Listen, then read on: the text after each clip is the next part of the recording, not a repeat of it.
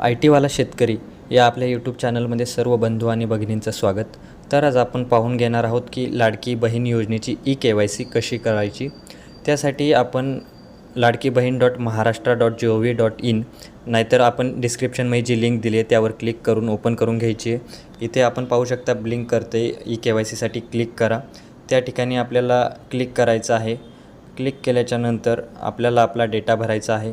तर त्यासाठी सर्वात आधी आपण आपला जो आधार क्रमांक आहे तो या ठिकाणी टाकून घ्यायचा आहे.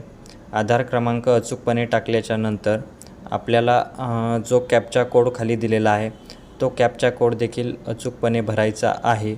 आणि त्याच्यानंतर आपल्याला खाली आपण बघू शकता की जे मी सहमत आहे हे बटन आहे ते आपल्याला क्लिक करायचं आहे.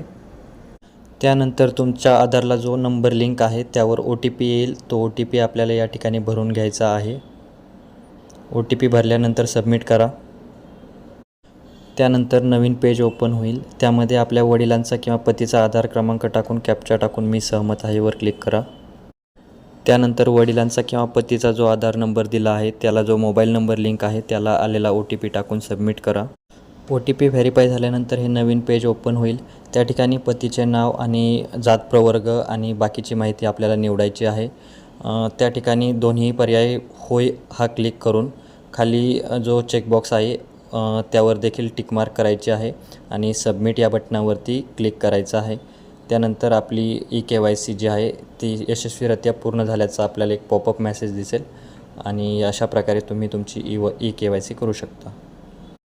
मला आशा आहे की हा व्हिडिओ बघून नक्कीच तुम्ही तुमची लाडकी बहीण योजनेची जी KYC आहे ती यशस्वीरित्या पूर्ण करू शकता. पण काही लोकांना इश्यू येत आहे. तर त्याचं कारण असं आहे की एकाच टाईमला खूप सारे लोक जे आहेत ते KYC करण्याचा प्रयत्न करत आहेत आणि त्यामुळे साईट डाऊन होत आहे. तर त्यासाठी तुम्ही एक पर्याय असा करू शकता की रात्रीच्या दरम्यान रात्री 12च्या पुढे पहाटे 5च्या आधी या दरम्यान ट्राय करू शकता. त्या टाईमला वेबसाईटचे चान्सेस आहेत की वेबसाईट चांगल्यारीत्या काम करेल. त्या टाईमला ट्राय करा आणि तुमची जी KYC आहे ती पूर्ण करून घ्या. आणि धन्यवाद. जर व्हिडिओ आवडला असेल तर चॅनलला लाईक शेअर सबस्क्राईब करायला विसरू नका.